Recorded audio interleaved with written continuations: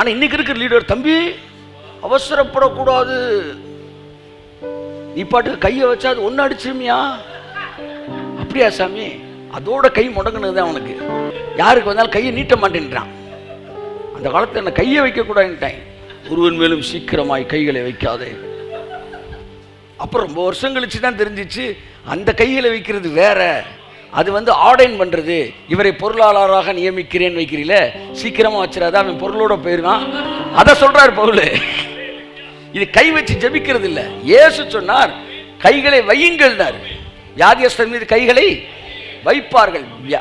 விசுவாசிக்கிறவர்களால் நடக்கும் அடையாளம் கைகளை வைப்பார்கள். அப்ப அவிசுவாசினா கை வைக்க மாட்டேன்னு அர்த்தம். சரி விட்டுருவோம், மேட்ருக்கு வரும். அதை அனல் மூட்டி நீங்க தான் எழுப்பணும். அப்ப வேர்ட் ஆஃப் எதெல்லாம் உங்களுக்குள்ள இருக்க ஜீவனை தூண்டும் அப்படின்றத நான் பேச போறேன். ரெண்டு பாயிண்ட் தான். அதாவது நன்றாக கவனித்துக் கொள்ளுங்கள்.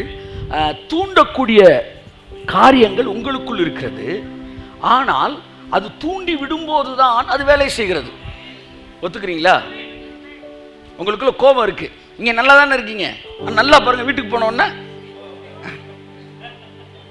ஏன் தூண்டுறக்கு ஒரு ஆள் வேணும்ன்றீங்களா? அப்ப எதுவுமே நமக்குள்ள இருக்கு, ஆனா தூண்டி விட்டாதான் வேலை பார்க்கும். பைபிள் சொல்லுது, பிசாசானவன் உங்களை தூண்டி விடாதபடிக்கு நீங்கள் மறுபடியும் கூடி வாழுங்கள். ஹஸ்பண்ட் ஒய்ஃபை பத்தி சொல்லும்போது, பிரதத்துவம் உங்களுக்கு இல்லாதபடினால் பிசாசு உங்களை தூண்டி விடாதபடிக்கு. அப்ப உங்களுக்குள்ள பிசாசு எதையும் வைக்க முடியாது. தேவனும் புதுசா எதுவும் வைக்கல, இருக்கிறதான் ரெண்டு பேரும் தூண்டுறாங்க. இப்ப கிளான்ஸ் இருக்கு, ஜீவ நீர் ஊற்று உங்களுக்குள்ள இருக்கு. அது தூண்டி விடப்படும் போது ஜீவன் வீறு கொண்டு எழும்புகிறது. உங்கள் வாழ்க்கையில் ஆரோக்கியம், ஐஸ்வர்யம், மாற்றங்கள், வெற்றி, புகழ், ஆசீர்வாதம், பெருக்கம், அழியாமை, ஜீவன் உங்களுக்குள்ளிருந்து வீறு கொண்டு எழும்புகிறது. என் அருமை மகனே, மகளே, உனக்குள் ஜீவன் இருக்கிறது. தயவு செய்து அதை தூண்டிவிடக்கூடிய வேலையை செய்யாமல் விட்டு விடாதே. இயேசுவை ஏற்றுக்கொண்ட 80 வயது பாட்டி இங்க இருந்தாலும், 90 வயது பாட்டி இருந்தாலும், உங்களுக்குள்ளும் அந்த ஜீவன் இருக்கிறது. அது தூண்டிவிடப்படும் போது அது வேலை செய்ய ஆரம்பிக்கிறது. அது ஒரு கிளான்ஸ் மாதிரி, ஒரு சுரப்பி மாதிரி. ஏற்கனவே நான் உங்களுக்கு சொல்லி இருக்கிறேன். அதாவது கண்ணீர் சுரப்பி இருக்கு, ஆனா பாசமலர் மாதிரி படம் பார்க்கும்போது அது என்ன செய்யுது? தூண்டி விடப்படுகிறது. பார்த்தீங்கன்னா அந்த காலத்தில் அழுதுகிட்டு இருப்பாங்க உள்ள உட்காந்து. உங்களுக்குள்ள கோபம்ன்ற ஒரு குணம் இருக்கு, இல்லாததை தூண்டவே முடியாது. அப்ப உங்களுக்குள்ள ஜீவன் என்கிற சுரப்பி இருக்கிறது, கண்ணீர் என்கிற சுரப்பி இருக்கிறது, வியர்வை என்கிற சுரப்பி இருக்கிறது. அப்படியே ஜீவன் என்பது ஒரு சுரப்பி.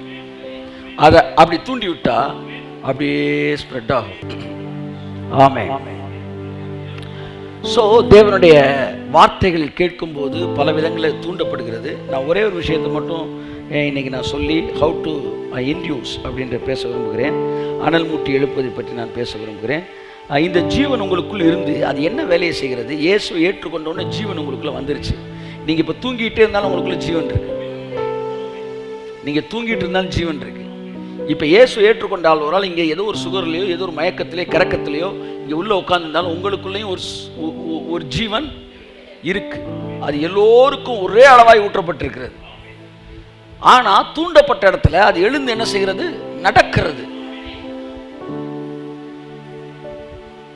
இப்ப இந்த ஜீவனுடைய வேலை என்ன? 2 கொரிந்தியர் 5:4 வாசிப்போம். இந்த கூடாரத்தில் இருக்கிற நாம் பாரம் சுமந்து தவிக்கிறோம். இந்த போர்வையை களைந்து போட வேண்டும் என்று விரும்பாமல் மரணமானது, எல்லாம் சொல்லுங்க, மரணமானது ஜீவனாலே விழுங்கப்படுவதற்காக போர்வை தரித்தவர்களாய் இந்த போர்வையை தரித்தவர்களாய் இருக்க வேண்டும் என்று விரும்புகிறோம். அழகான வார்த்தை. பவுல் சொல்றா, நாங்களுக்கெல்லாம் சாகிறதுக்கு ஆசை இல்லப்பா, நாங்க இந்த போர்வையை தரித்தவர்களாகத்தான் இருக்க விரும்புகிறோம்.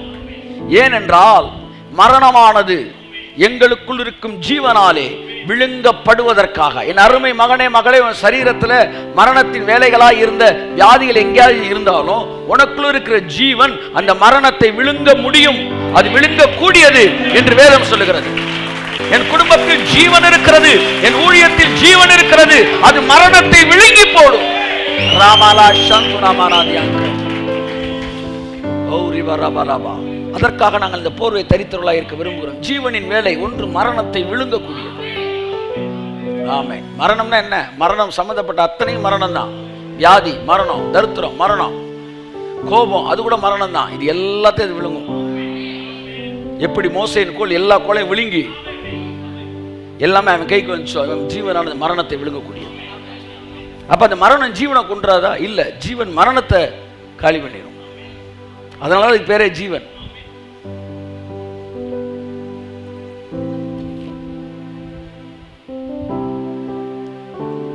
கொலோசியர் 3:4 வாசிப்போம். ரோமர் 5:17 வாசிப்போம். ரோமர் 8:2 வாசிப்போம். கொலோசியர் நம்முடைய ஜீவனாகிய கிறிஸ்து வெளிப்படும் போது 3:4 நம்முடைய ஜீவனாகிய கிறிஸ்து வெளிப்படும் போது நீங்களும் அவரோட கூட மகிமையிலே வெளிப்படுவீர்கள். நமக்கு ஜீவன் யாரு? கிறிஸ்து. கிறிஸ்து உங்களில் இருந்தால் நீங்கள் ஜீவனுள்ளவர்களாய் இருக்கிறீர்கள். இருக்கிறீர்கள் இருக்கிறீர்கள் எல்லா பக்கத்தை சொல்றேன். ஜீவனுள்ளவராய் இருக்கிறீர்கள். நீங்க உணராம இருக்கிறீங்க, அதுதான் மேட்ரு. ஆனா உங்களுக்குள்ள ஜீவன் இருக்கு. நீங்க அதை உணர்ந்துட்டீங்கன்னா இது வேகமா வேலை பார்க்குமா? எப்பவுமே உணர்ச்சி ரொம்ப முக்கியம். உணர்ச்சி இருந்தா தான் அந்த சுரப்பி வேலை பார்க்கும். எனக்குள்ள ஜீவன் இருக்கின்ற உணர்ச்சி. ஒரு ஆள் பெண்ணா இருந்தும் ஒரு ஆண் வேஷத்தில் இருக்கிறாரு. அவர் கூட நீங்க பழகிட்டு அவர் கூட டைம் ஸ்பெண்ட் பண்றீங்க, நத்திங் ஹேப்பன். நீங்க அவர் ஆண் நினைச்சுக்கிட்டே இருக்கீங்களே, உங்களுக்குள்ள அவர் பெண்ணாகவே இருந்தாலும் அவர் ஆண் என்கிற அறிவில் நீ இருக்கும்போது, இல்லை உங்கள் ஒய்ஃபுன்னு சொல்லுவோமே, ஏன்னா நீங்களாம் பார்த்தா நாங்களாம் எல்லாம் அப்படின்ற மாதிரி உங்கள் மனைவியே வேற ஒரு உருவத்தில் இருக்கிறேன், ஜென்ஸ் உருவத்தில் இருக்கிறேன்னு வச்சுக்கோம். Nothing happen. The moment when you know that she is a female, அதே ஆள் அதே இடம், அப்போ தான் இந்த கிளான்ஸ் இட் ஸ்டார்ட் ஒர்க்ஸ். நான் சொல்கிற புரியுதா? நாலேஜ் வரும்போது தான் ஒன்று வேலை பார்க்குது.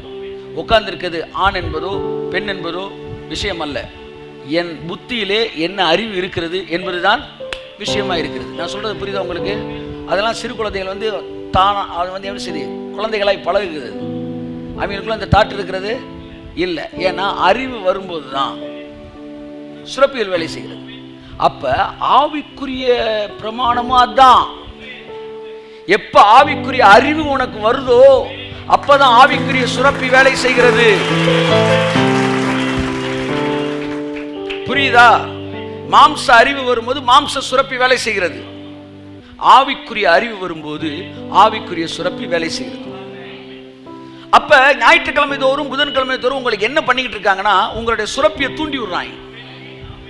உங்க ஆவிக்குரிய சுரப்பிய ஆவிக்குரிய அறிவினாலே தூண்டிவிடப்படும் போது அந்த ஜீவன் வேலை செய்து உங்களுக்கு இருக்கிற பலவீனங்களை மாற்றுகிறது, கவலைகளை மாற்றுகிறது, தரித்திரத்தை மாற்றுகிறது, குடும்ப சூழ்நிலையை மாற்றுகிறது, உங்கள் வாழ்க்கையில் இருக்கிற உங்கள் குணங்களை மாற்றுகிறது. கர்த்தருடைய வார்த்தை உங்கள் ஆவிக்குரிய சுரப்பியை தூண்டி விடுகிறது. நம்பர் 1, உங்கள் ஜீவ சுரப்பி எப்படி தூண்டிவிடப்படுகிறது? கொலோசியர் 3ஆம் அதிகாரம், மன்னிக்கவும், எபேசியர் 4ஆம் அதிகாரம் 18ஆம் வசனம். 4:18. அவர்கள் புத்தியில் அந்தகாரப்பட்டு தங்கள் இருதய கடினத்தினால் தங்களில் இருக்கும் அறியாமையினாலே முக்கியமான வார்த்தை எல்லாம் சொல்லுங்க, பின்னாடி எல்லாம் சொல்லுங்க. அறியாமையினாலே தேவனுடைய ஜீவனுக்கு அந்நியராய் இருக்கிறார்கள். அந்நியர்னா சம்பந்தம் இல்லாமல் இருக்கிறார்கள். கர்த்தருடைய ஜீவனுக்கு எப்பொழுது நீங்கள் சம்பந்தம் இல்லாதவர்களாய் மாறுகிறீர்கள்? அறியாமை. அதான் நான் சொல்றேன். சில எடுத்துக்காட்டுகள் மூலமா உங்களுக்கு சில விஷயங்களை புரிய வைக்கலாம். ஆனா எடுத்துக்காட்ட கிரகிக்கக்கூடிய அளவுக்கு உங்களுக்கு வயசு இருக்கான்னு தெரியல. எனக்கு சொன்னான், வேசியோடு சேர்ந்திருக்கிறவன். கம்பாரிசன் எங்க கொடுக்குறான் பாருங்க. ஒரே சரீரமாயிருப்பது போல கர்த்தரோடு சேர்ந்திருக்கிறவன் ஒரே ஆவியாயிருக்கிறான். அப்படி கனெக்ட் பண்றான். அந்த தைரியம் அவனுக்கு தான் வருது. ஆனால் உங்களை புரிய வைக்கிறதுக்கு சுரப்பியல் வேலை செய்வதற்கும் மூளைக்கு சம்பந்தம் இருக்குன்னு புரிய வைக்க வேண்டியிருக்கு.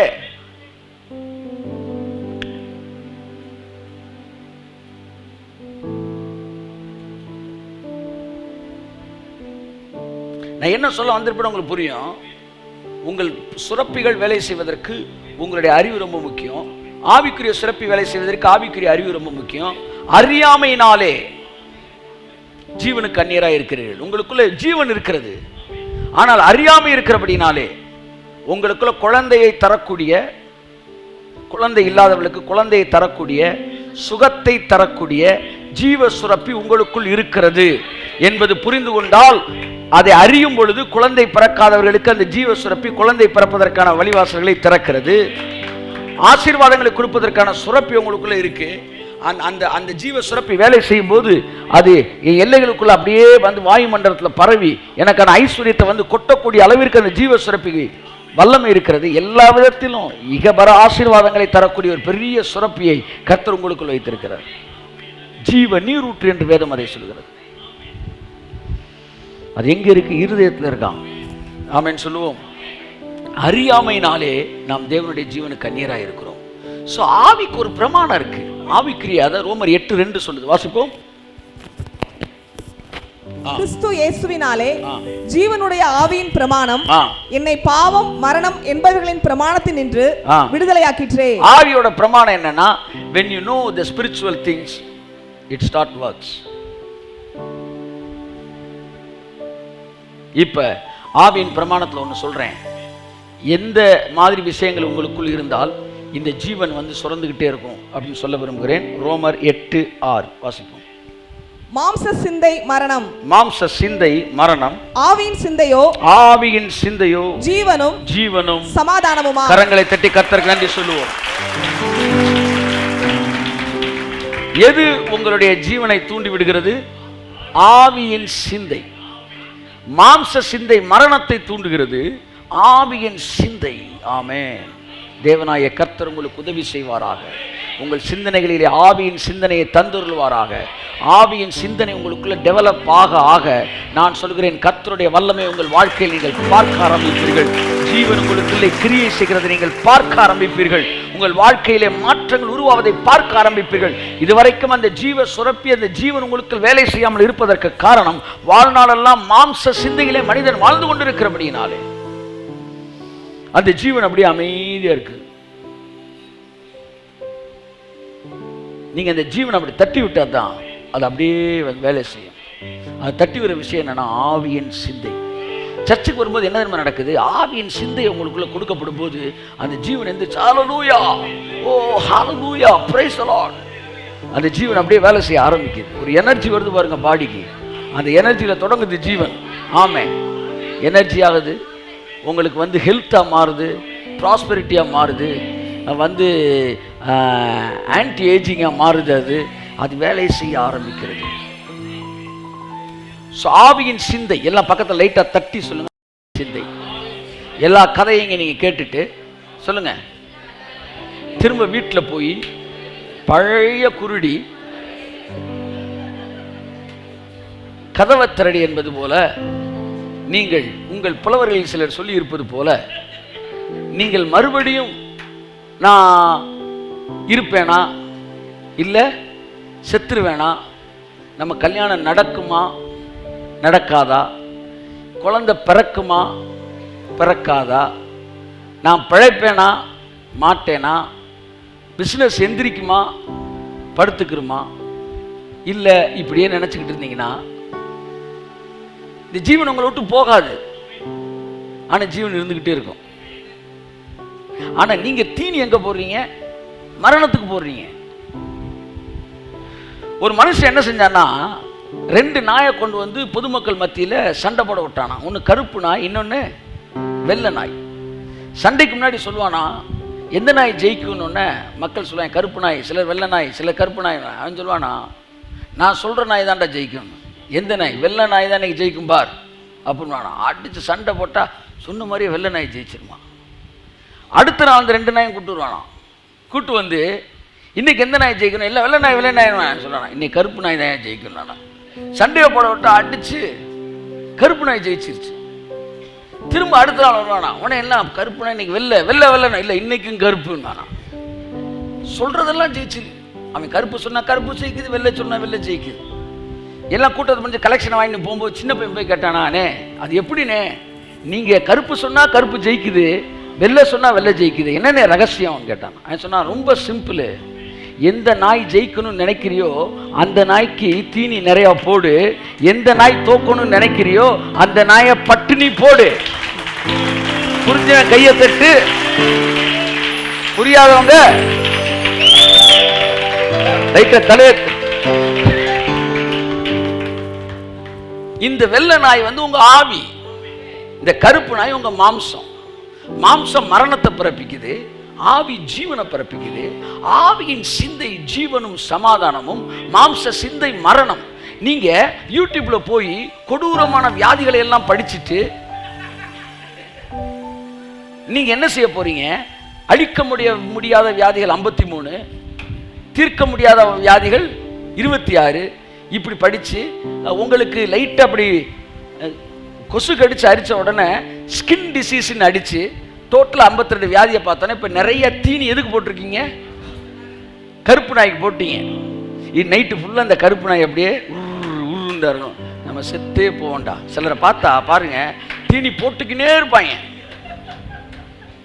அதான் அவங்க முகம், அவங்க உருவம் எல்லாமே அப்படி பயத்திலே இருக்கும் எப்பவுமே. ஆனால் கர்த்தரோ இரக்கத்தில் ஐஸ்வர்யம். மகளே, நீ பயப்படாது, நான் உன்னை விட்டு விலகுவதில்லை, உன்னை கைவிடுவதில்லை. என்னை நோக்கி பார்த்த முகங்கள் ஒன்றும் வெட்கப்பட்டு போனதில்லை. என்னை நோக்கி பார்த்த முகங்கள் பிரகாசம் அடைந்தது அடைந்தது அடைந்தது அடைந்தது. கர்த்தர் ஒரு நாளும் என்னை வெட்கப்படுத்த விடமாட்டார். சொல்லுங்க, கர்த்தர் ஒரு நாளும் என்னை வெட்கப்படுத்த விடமாட்டார். நான் அவரை நோக்கி பார்த்திருக்கிறபடியினால் நான் பிரகாசம் அடைவேன். கரங்களை தட்டி ஆமென். அப்ப இந்த ஜீவனுக்கு எது தூண்டு சக்தினா ஆவியின் சிந்தை. ஆவியின் சிந்தைனா என்ன? எது ஆவியின் சிந்தை? இயேசு சொன்னார், என்னுடைய வசனங்கள் ஆவியாயும் ஜீவனாயும் இருக்கிறது என்று சொன்னார். அப்ப ஆவியின் சிந்தைனா என்ன? வசனத்தை குறித்த சிந்தையே ஆவியின் சிந்தை. இயேசுவின் வசனங்கள் ஆவியாய் இருக்கிறபடினால் இயேசுவின் வசனங்களை நாம் தியானிக்கும் போது நாம் ஆவிக்குரிய சிந்தையுள்ளவர்களாய் மாறுகிறோம். என் பிள்ளை என்ன வேலை பார்த்துட்டு இருக்கான், பஞ்சாயத்தை கூட்டிக்கிட்டு இருக்கான்னு பார்க்கும்போது அது மாம்ச சிந்தை. ஆனால் என் பிள்ளைகள் கர்த்தரால் போதிக்கப்பட்டு இருப்பார்கள் என்று வேதம் சொல்லுகிறது என்ற வார்த்தையை நீ தியானிக்கும் போது அது ஆவிக்குரிய சிந்தை. வயது ஆக ஆக எனக்கு கண் பார்வை மங்குகிறது, என் வாய் கொளறுகிறது அப்படின்னு யோசிச்சேன், அது மாம்ச சிந்தை. ஆனால் நான் முதிர் வயதிலும் கனி தந்து பசுமையும் புஷ்டியுமாய் இருப்பேன் என்கிற வார்த்தையை என் சிந்தனைக்குள் ஓட விடும்போது, சிந்தனைக்குள் ஓட விடும்போது, கமான் சே, சிந்தனையில் ஓட விடும்போது நான் ஆவிக்குரிய சிந்தையுடையவனாய் மாறுகிறேன். நேற்று என்ன செஞ்சேன், இன்னைக்கு என்ன செஞ்சேன், முந்தானத்து என்ன செஞ்சேன், நான் பாவியா வந்து நீதிமானான் யோசித்தா அது மாம்ச சிந்தை. ஆனால் நீ காலையில் கர்த்தர் சொன்னார், ஆண்டவரே உன் ரத்தத்தினாலே எங்கள் எல்லைகள் கழுவப்பட்டு எங்கள் கர்த்தர் சொன்னார், இந்த ஜெபத்தை என்னைக்கு நீ மாத்திரியோ அன்னைக்கு தான் நீ உருப்படுவேன். என்ன ஆண்டவரே சொல்றீங்க? நீங்கள் கழுவப்பட்டு இருக்கிறீர்கள், நீங்கள் நீதிமான்கள் ஆக்கப்பட்டு இருக்கிறீர்கள் என்கிற உணர்வு என்னைக்கு உனக்கு வருதோ, எந்திரிக்கும் போதே நான் ஏற்கனவே கழுவப்பட்டு தான் இருக்கிறேன், நான் நீதிமானாக்கப்பட்டு இருக்கிறேன், நான் பரிசுத்தமாக்கப்பட்டு இருக்கிறேன் என்கிற எண்ணம் வரும்போதே நான் ஆவியின் சிந்தையுடையவனாய் இருக்கிறேன், என் ஜீவன் அது பெருகுகிறது.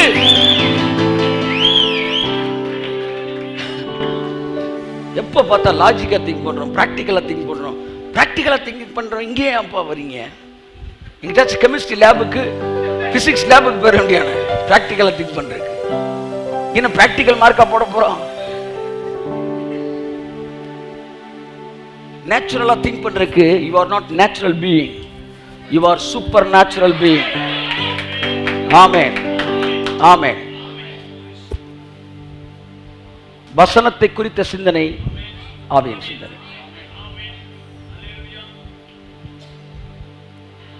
வசனம் உங்களை பார்த்து நீதிமான் சொன்னா அவ்வளவுதான்.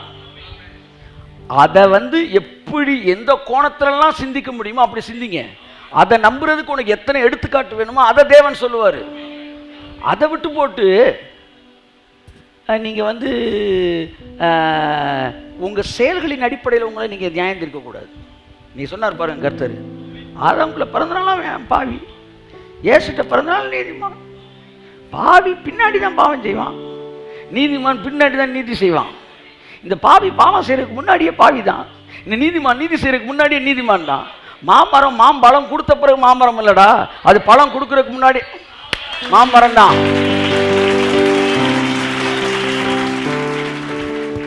ஒருவேளை பழம் வந்த பிறகு ஜனங்களுக்கு தெரியும் இது மாமரம்னு, ஆனா அவருக்கு தெரியும் இது ஏற்கனவே மாமரம்னு.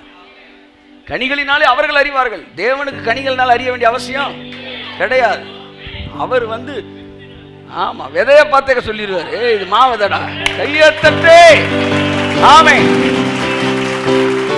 ஆகவே கர்த்தர் உங்களை ஆசீர்வதிப்பார். அன்புக்குரியவர்களே, தேவனுடைய வார்த்தை உங்களுக்கு ஆவியின் சிந்தையை கொடுக்கும்போது அந்த ஜீவன் தூண்டப்படுகிறது. நான் உங்களுக்கு சொல்கிறேன், இந்த 7 நாளும் இரவும் பகலும் கர்த்தருடைய வார்த்தையின் மீது தியானமாய் நீங்கள் இருப்பீர்கள் என்றால், அடுத்த ஞாயிற்றுக்கிழமை நீங்க வரும்போது இப்ப இருக்கிறத விட நீங்க இளமையாய் தான் வருவீங்க. முடிஞ்சவங்க எந்திரிச்சு ஆமென் சொல்றோம். ஆமென். அங்கீகரிக்கிறது. ஆமென்.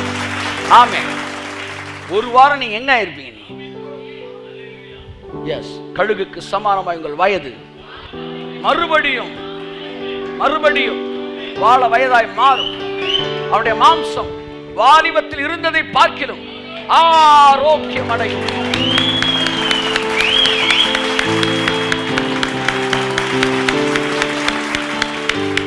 மீட்கும் பொருளை கண்டுபிடித்தே என்று அவன் சொல்லுவான். ஹல்லேலூயா, ஹல்லேலூயா, ஹல்லேலூயா. My beloved brother and sister, ஆகவே தேவனுடைய வசனங்களை குறித்த எண்ணங்கள் ஆவியின் சிந்தை. 8:13 சொல்லுகிறது. வாசிப்போம். 8:9 வாசிங்க. ரோமர் 8:9 நான் வாசித்து முடிக்கிறேன்.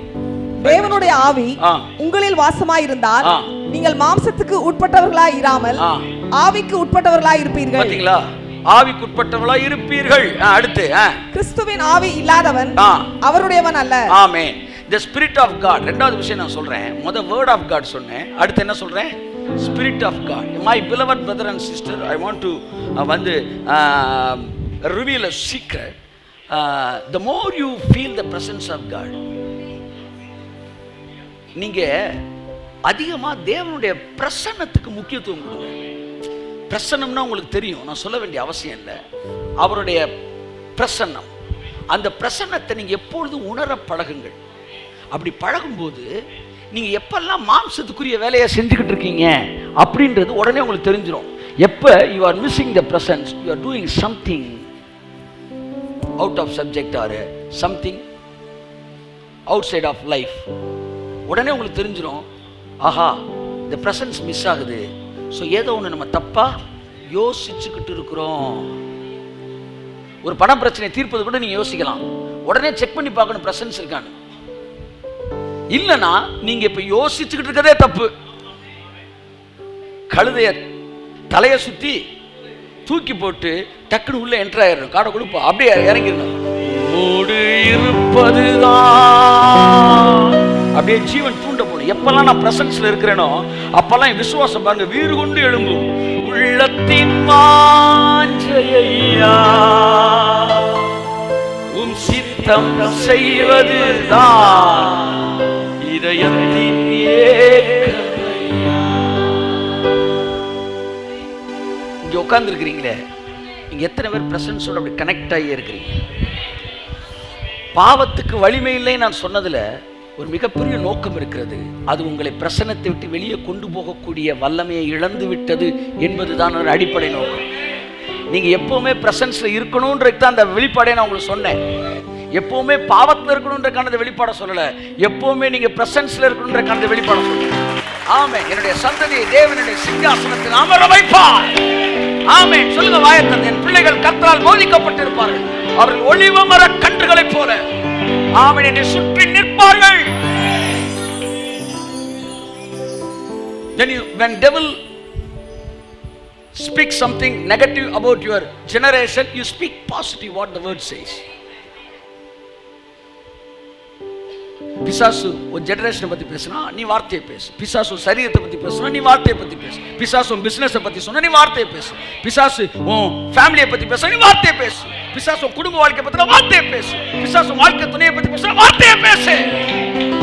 அவர் எழுதி இருக்கிறதே என்று சொல்லி மாம்ச சிந்தையை அழித்தார். ஆமென், ஆமென்.